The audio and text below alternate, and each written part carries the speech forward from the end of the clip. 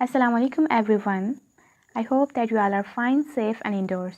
Before watching this video, I request you all that please subscribe to this channel and turn on your notifications by clicking on that bell icon beside subscription button so you never miss any update from this channel. Thank you. Last lecture में हम लोगों ने पढ़ा latent heat of vaporisation, यानी हमने उसमें देखा था कि लिक्विड को गैस में जब हमने चेंज करना होता है, यानी वाटर को स्टीम में चेंज करने के लिए हमें कितनी हीट रिक्वायर होती है। जितनी अमाउंट ऑफ हीट रिक्वायर होती है वो जितने टाइम पीरियड में उसका टेम्परेचर 100 डिग्री सेल्सियस पे ही रहता है, उस जितनी क्वांटिटी ऑफ हीट हमें वहाँ पे रिक्वायर होती है उसको कहा जाता है लेटेंट हीट ऑफ वेपराइजेशन। अब यहाँ पे हम लोग एक एक्सपेरिमेंट करेंगे वाटर को गैस में चेंज करने के लिए, स्टीम में चेंज करने के लिए, और देखेंगे कि जो हमें given heat latent heat of vaporisation है वाटर की, हमारे पास कैलकुलेट करने से वही आती है। ठीक है, यहाँ पर हम लोग ग्राफ देखेंगे और फिर उसकी टाइमिंग्स, जो रीडिंग्स जो हमें गिवन है वो देखेंगे कितने टाइम पीरियड में, कितने टाइम तक हमने उसको हीटअप करना होता है। तो स्टार्ट करते हैं। At the end of experiment 8.1, यानी अब ये जो लास्ट टॉपिक में हमने एक्सपेरिमेंट पढ़ा था उसकी बात हो रही थी। The beaker contains boiling water, continue heating water till all the water changes into steam. यानी कि लास्ट एक्सपेरिमेंट की वो बात करें, जो हमने लास्ट एक्सपेरिमेंट किया है ना, उसमें हमने वाटर को आइस को हमने तब तक हीटअप किया था जब तक कि वो कम्प्लीटली वाटर में चेंज नहीं हो गई थी। ठीक है, और हमने तब तक का टाइम पीरियड नोट किया था जब उसका 100 डिग्री होना स्टार्ट हुआ था, यानी उस टाइम पे वाटर बॉयल होना स्टार्ट हो गया था। तो वो कह रहे हैं कि हमने उतनी ही हीट रखी है जितनी के उतने बॉइलिंग पॉइंट उसका स्टार्ट हुआ था, तो उस टाइम पर जितनी हीट थी नेक्स्ट भी अब हम उतनी ही क्वान्टिटी ऑफ हीट पर उसको कर रहे हैं और वो बॉयल होता जा रहा है। तो अब हमने इसमें वो चीज़ नोट करनी है, मतलब हमने हीट देना स्टॉप नहीं किया, हमने टाइमिंग नोट करना स्टार्ट किया था वहाँ पे, कि स्टॉप कर दी थी हमने कि इतनी टाइमिंग में बस ये 100 डिग्री पे आ गया, 100 डिग्री स्टार्ट हो गया, इसके बाद हमने टाइम नोट नहीं करना। ठीक है, अब हम नेक्स्ट एक्सपेरिमेंट के लिए उसका टाइम नोट करेंगे, लेकिन हीट हम लोग कॉन्टीन्यूसली उसको देते जाए थे, हीट देना उसको रोका नहीं था। तो नेक्स्ट देखते हैं, note the time which the beaker takes to change completely into steam at its boiling point 100 degree Celsius.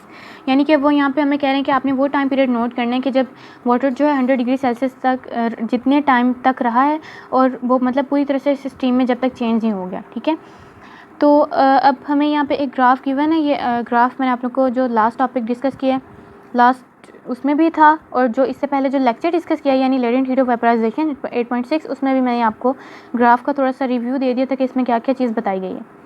पहले तो हम लोग यहाँ तक ग्राफ देख रहे थे कि जब तक 100 डिग्री सेल्सियस होना उसका स्टार्ट हुआ पॉइंट। अब हम लोग इसमें आगे भी नेक्स्ट फर्दर भी देखेंगे कि 100 डिग्री जब तक रहा और उससे इंक्रीज़ जो हुआ। ठीक है, अब सबसे पहले मैं आप लोगों को कुछ पॉइंट्स बता दूँ। ये एक्सपेरिमेंट अगर आपको ये आता है, एग्ज़ाम में आता है ये प्रैक्टिकल में, तो आप लोगों ने सबसे पहले तो जो इसके पीछे सारी स्टोरी होती है ना, उसको माइंड में बिठाना होता है कि हम लोग ये परफॉर्म ही क्यों कर रहे हैं। ये ग्राफ अगर आप लोग अच्छी तरह से याद रखते हैं तो आप लोगों के लिए बिल्कुल भी मुश्किल नहीं होगा, ईजिली लिख सकते हैं।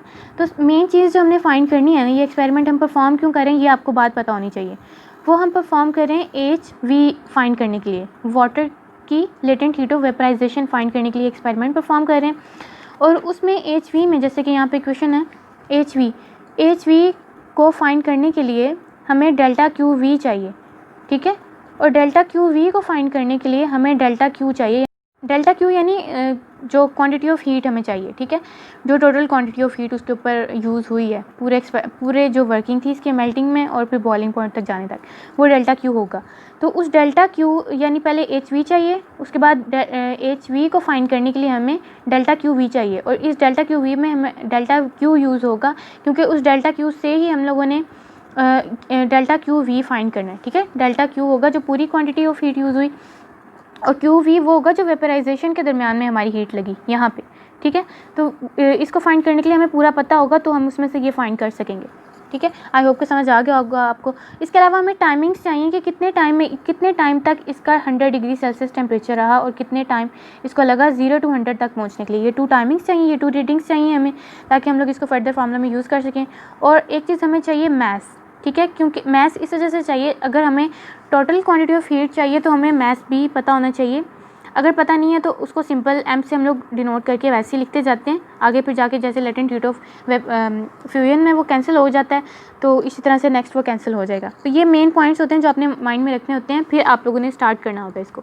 तो इस तरह से स्टार्ट करेंगे, पहले आपने लिखना है, पहले तो ग्राफ ड्रा करना होता है, सारी लेबलिंग वगैरह जिस तरह से यहाँ पर हुई है इसी तरह से सेम करनी है। एक्सटेंड द टेम्परेचर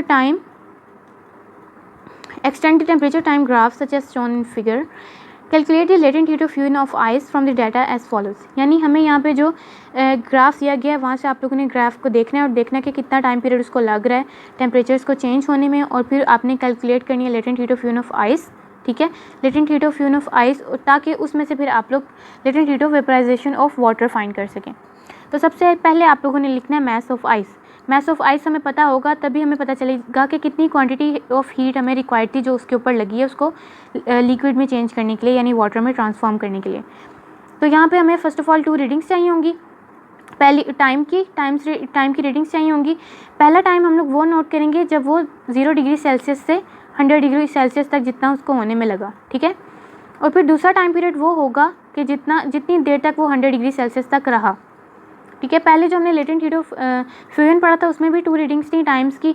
एक टाइम वो था जिसमें जितनी देर तक वाटर जो है 0 डिग्री तक स्टेबल रहा था, ठीक है, यानी हमारे पास वाटर और आइस का मिक्सचर कितनी देर तक रहा था, टेम्परेचर स्टेबल रहा था।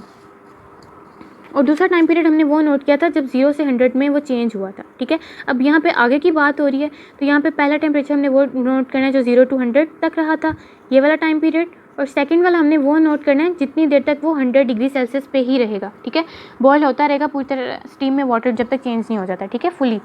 तो जो टी नोट से डिनोट करेंगे पहले, जो ये वाला टाइम पीरियड होगा हमारे पास, ठीक है, और उसको हम लोग लिखेंगे T3 - T2, क्योंकि यहाँ पे टाइम यहाँ से स्टार्ट हो रहा है T1 जब हमने इसको स्टार्ट किया था हीट करना, यानी जब उसका 0 डिग्री सेल्सियस पे वो गया था, ठीक है। पहला टाइम वो है जब 0 डिग्री सेल्सियस उसका स्टार्ट हो गया था, और सेकंड टाइमिंग वो है जब 0 डिग्री तक वो रहा और वो भरना स्टार्ट हो गया वहाँ पे, वो सेकंड टाइम है। थर्ड टाइम वो है जब 100 डिग्री सेल्सियस उसका हो गया टेम्परेचर। और फोर्थ टाइम अब यहाँ पे हमारे पास हम ऐड करेंगे जब तक 100 डिग्री तक रहा है, उससे इंक्रीज़ नहीं हुआ, तो ये 4 टाइमिंग्स आ गई हैं।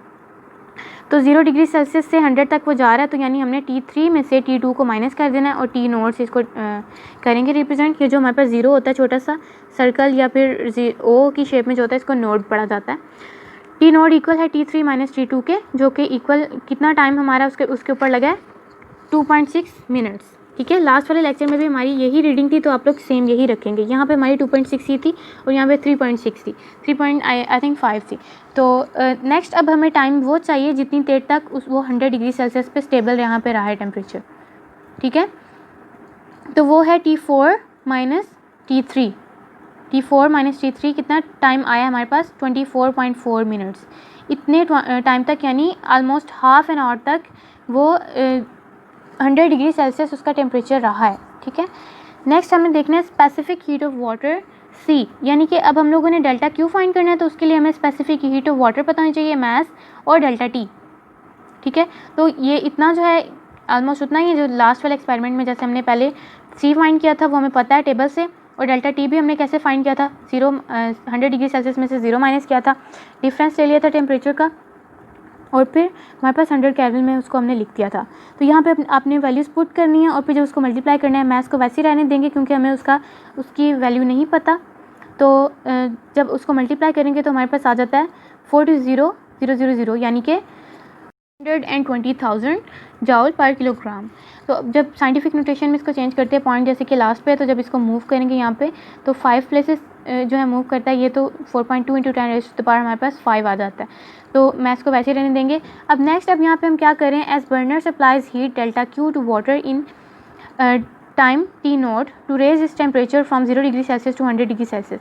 यानी अब वो जहाँ पे क्वांटिटी ऑफ हीट जो वाटर को दी जा रही है ना, ताकि वो 0 से 100 में चेंज हो, यानी उसका बॉइलिंग पॉइंट स्टार्ट हो, वो क्वांटिटी ऑफ हीट हमने अब यहाँ पे देखनी है कि उसने कितनी अब यहाँ पे हीट ऑब्जॉर्ब करना स्टार्ट की है, ठीक है। Rate of heat absorbed by beaker, जो कि बीकर ने किया यानी वाटर ने किया, वो रेट ऑफ हीट होगा डेल्टा Q/T नोड, क्योंकि T नोड क्या है हमारे पास वो टेम्परेचर है जहाँ पे 0 से 100 में वो चेंज होना स्टार्ट हो गया, ठीक है। तो T नोड वो टेम्परेचर है। हीट ऑब्जॉर्ब्ड इन टाइम V, यानी अब वो जो नेक्स्ट टाइम में हमें हीट रिक्वायर्ड थी जितनी देर तक वो 100 डिग्री सेल्सियस तक रहा है, वो वाली हीट को मल्टीप्लाई कर देंगे डिवीजन के बाद। तो आप लोग इसको कुछ इस तरह से लिख सकते हैं, और फिर टाइम्स जो है इनको सेपरेटली साइड पे लिख के इक्वेशन डेल्टा Q को आप लोग साइड पे भी लिख सकते हैं। अब मैंने जैसे स्टार्टिंग में आपको बताया था कि हम ये सारे एक्सपेरिमेंट क्यों परफॉर्म कर रहे हैं, हमने HV फाइंड करना है, यानी latent heat of vaporisation of water. तो उसके लिए हमें डेल्टा QV चाहिए होता है, और डेल्टा QV में हम लोग टाइम्स और डेल्टा क्यू यूज़ करते हैं। ये चीज़ मैंने आपको स्टार्टिंग में बताई थी। तो हमारे पास यहाँ पे डेल्टा क्यू भी आ गया, टाइम्स भी आ गया, तो हम डेल्टा क्यू वी फाइंड कर सकते हैं ताकि हम लोग एच वी फाइंड कर सकें। तो डेल्टा क्यू वी जो है हमारे पास इसकी इक्वेशन ये होती है m इंटू एच वी, ठीक है। तो डेल्टा क्यू वी की जगह पे हम उसकी वैल्यू पुट कर देंगे पूरी की पूरी। आप लोग टाइमिंग्स को साथ भी लिख सकते हैं, उन्होंने बाद में लिखा हुआ है, आप लोग साथ भी लिख सकते हैं। यहाँ पे m जो है दोनों साइड्स में है और कैंसिल हो जाएंगे, और बाद में टाइमिंग्स जो है उनको पहले कैलकुलेट करना है और बाद में जो वैल्यू आती है उसको मल्टीप्लाई कर देना है इस वैल्यू में 4.2 × 10⁵ जॉल पर किलोग्राम। इसमें मल्टीप्लाई करने के बाद हमारे पास एच वी आ जाता है, यानी latent heat of vaporisation of water. अब यहाँ पे आप लोग देख सकते हैं जो हमें डेफिनेशन के बाद जो हमें एक एग्जांपल गिवन थी उसमें वहाँ पे उन्होंने दी हुई थी हमें कितनी अमाउंट ऑफ हीट दी हुई थी 2.26 × 10⁻⁶। लेकिन यहाँ पे हमारे पास आती है 2.23 × 10⁻⁶, ठीक है। ऑलमोस्ट ये अप्रॉक्सीमेटली उसके इक्वल ही है। देख सकते हैं आप लोग कि स्टार्टिंग पॉइंट से पहले जो डिजिट है ना वो ऑलमोस्ट सेम होना चाहिए। अगर वो डिफरेंट होगा तो पॉइंट्स वाली जो है ना उसको हम लोग इग्नोर भी कर सकते हैं, लेकिन जो पॉइंट से पहले वाले डिजिट होते हैं वो सेम होने चाहिए बिल्कुल। जो बाद वाले हैं वो अप्रॉक्सीमेटली उसको माना जाता है कि आपकी अमाउंट ऑफ हीट या बर्नर की जो इस तरह से जो डिफरेंस आ जाते हैं, या टाइमिंग्स में हो सकता है कोई इशू, आप लोगों ने टाइम ठीक ना नोट किया हो, तो आप लोग कोशिश कीजिएगा कि ये जो रीडिंग्स होती हैं आप लोग सेम यही लिखें, ठीक है। अगर आपको ये एक्सपेरिमेंट आता है या प्रैक्टिकल में भी पूछा जाता है तो रीडिंग सेम होने पे ही आपकी ये जो रीडिंग्स, ये जो टाइम की जो लेटेंट हीट ऑफ वेपराइजेशन है वो इस तरह से सेम आ सकती है, क्वांटिटी उसकी सेम आ सकती है। वरना अगर आप लोग ये इस तरह से करते हैं कि हम लोग कुछ भी लिखते हैं, यहाँ पे कुछ भी मिनट्स लिखते हैं, कुछ भी टाइमिंग लिखते हैं, तो वो सेम नहीं आएगा। ये एक्सपेरिमेंट जो यहाँ पे दिए गए होते हैं ये उन्होंने परफॉर्म करके यहाँ पे सारी उनकी रीडिंग्स लिखी होती हैं। तो आप लोग कोशिश करें इसी को याद रखें और इसी को यहाँ पर लिखें, तभी आप लोग ये इसको कैलकुलेट कर सकते हैं, अप्रॉक्सीमेटली उसके इक्वल ला सकते हैं। तो इस लेक्चर में हमारा टॉपिक नंबर 8.6 जो था latent heat of vaporisation complete हो चुका है। आई होप कि आपको अच्छा लगा होगा लेक्चर और समझ आ गया होगा। तो आपसे रिक्वेस्ट है कि वीडियो को शेयर करें और चैनल को सब्सक्राइब करें। Thank you.